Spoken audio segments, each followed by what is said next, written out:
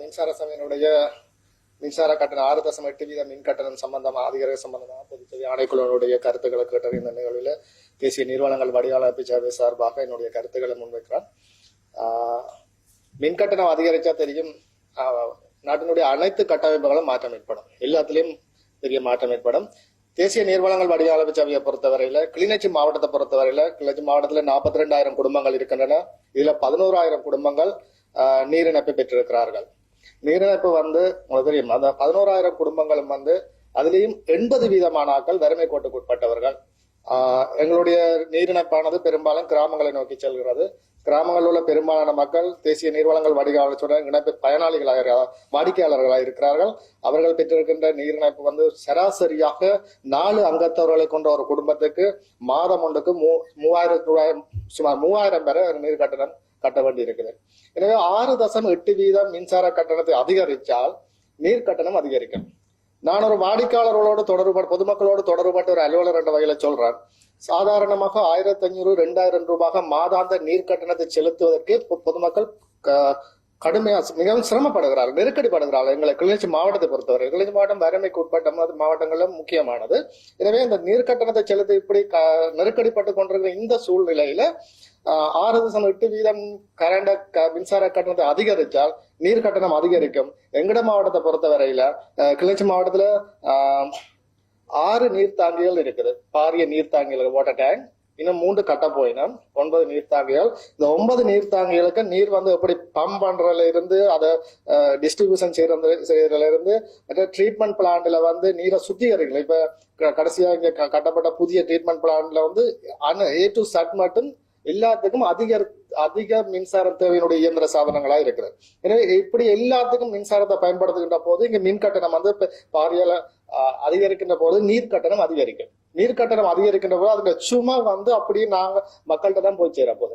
ஒரு பக்கம் மின்சார கட்டணம் அதிகரிக்குது, அதன் விளைவால நீர் கட்டணம் அதிகரிக்க போது இந்த நீர் கட்டணம் அப்படியே மக்கள்கிட்ட போய் சேரக்கு இது மிகப்பெரிய சுமையாக மாறப்போகுது. எனவே இந்த நீர் கட்டண அதிகரிப்பு தொடர்பாக தேசிய நீர்வளங்கள் வடிகாலமைப்பு சபையை பொறுத்தவரையில நாங்கள் அதை நிராகரிக்கிறோம். இதை நீங்கள் பொதுச்சேவை ஆணைக்குழு இந்த மின்கட்டண அதிகரிப்பை நிராகரிக்க வேணும் என்று பொதுமக்கள் சார்பாக நாங்கள் கேட்டுக்கொள்றோம். இது ஒரு பாரிய பிரச்சனையாக கிளர்ச்சி மாவட்டத்தை பொறுத்தவரையிலே இருக்குது.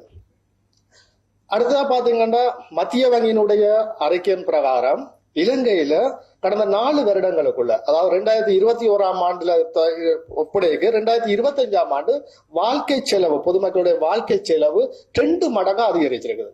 2 மடங்கா அதிகரிச்சு. பணவீக்கம் குறைஞ்சிருந்தாலும் பொருட்கள் சேவையுடைய விலைகள் இன்னும் குறையல. பொருட்கள் சேவை விலைகள் அதிகமாக இருக்குது.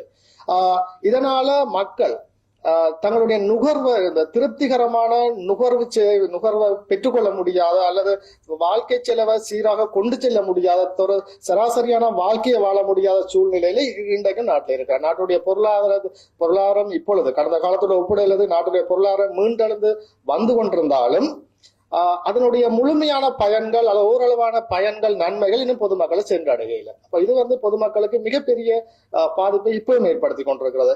தெரியும், எல்லா கட்டணங்களும் மின்சார கட்டணம் அதிகரித்தால் பொருட்கள் சேவைகள் உட்பட எல்லா கட்டணங்களும் அதிகரிக்கும்.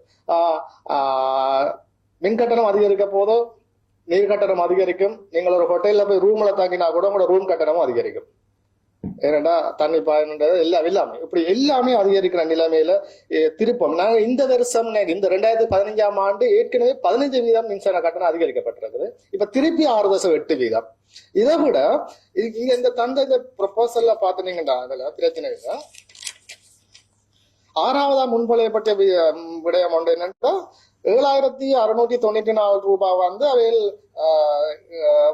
அக்டோபர் தொடக்கம் டிசம்பர் வரைக்குமான செலவு காலப்பகுதிக்கான வருவாய் பற்றாக்குறையா சொல்லி இருக்கிறார்.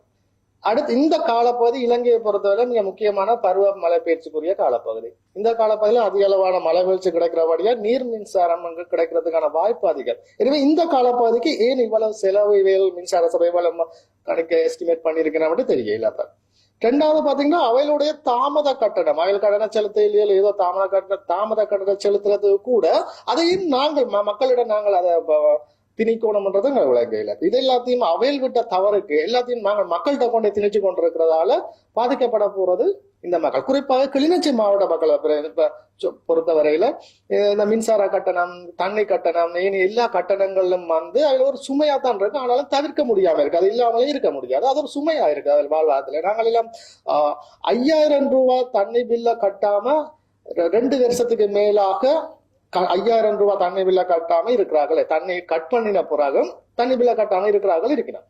அந்த அளவுக்கு நெருக்கடியான சூழ்நிலை தான் இந்த மாவட்ட நிலைமை இருந்து கொண்டிருக்குது. எனவே இந்த நிலையில வந்து திரும்ப திரும்ப நாங்கள் மின்சார கட்டணத்தை அதிகரித்து கொண்டிருக்கிறோம் என்றது பொருத்தப்பாடாக இருக்காது. எங்கட மாவட்டத்தை பொறுத்தவரையில நான் நினைக்கிறேன் சோலார் பாலம், பயனாளர் மின்சாரம், சோலார் மின்சாரம், மற்ற காற்றாலை மின்சாரம் உற்பத்திக்கு அதிக வாய்ப்புள்ள பிரதேசங்கள். இன்றைக்கு உலகம் அதை நோக்கி போய் கொண்டிருக்குது, பசுமை மின்சார உற்பத்தியை நோக்கி உலகம் போய் கொண்டிருக்குது. எனவே அந்த வாய்ப்புகள் அதிகம் இருக்குது. சோலார் பேனல் எல்லாம் இப்ப சிபி நிப்பாட்டி வச்சிருக்கு. கேட்டா அது கெப்பாசிட்டி முடிஞ்சுட்டு அல்லது அதெல்லாம் ஃபில் பண்ணியாச்சு என்று சொல்றாங்க. அப்படி இருந்து கொண்டும் நாங்கள் மின்சார கட்டணத்தை அதிகரிக்கிற சம்பந்தமா, அதாவது செலவு கூட, அதுக்கான கோஸ்ட் எல்லாம் கூட நாங்கள் கட்டணத்தை அதிகரிக்கணும் கோரிக்கையை தொடர்ந்து நினைக்கிறேன். எங்களோட நாட்டை பொறுத்தல அடிக்குறுக்க ஊடகங்களை வர செய்தி மின் கட்டண அதிகரிப்பு சம்பந்தமான செய்தியா தான் அடிக்குறுக்க மின்சார கட்டணம் அதிகரிக்கிற செய்தியா இருக்கு. சிபிக்கும் பொதுச்சேவை பயன்பாட்டு ஆணைக்குழு செய்தியும் தான் அடிக்குறுக்க ஊடகங்கள் நாங்கள் பார்த்து கொண்டிருக்கிறோம். அப்ப இந்த கட்டண அதிகரிப்பை பொறுத்தவரையில நாங்கள் முற்றாக நிராகரிக்கிறோம். இது பொருத்தமில்லாத ஒரு கட்டண அதிகரிப்பு. இது நாங்கள் மக்கள் மீது சுமத்த முடியாது.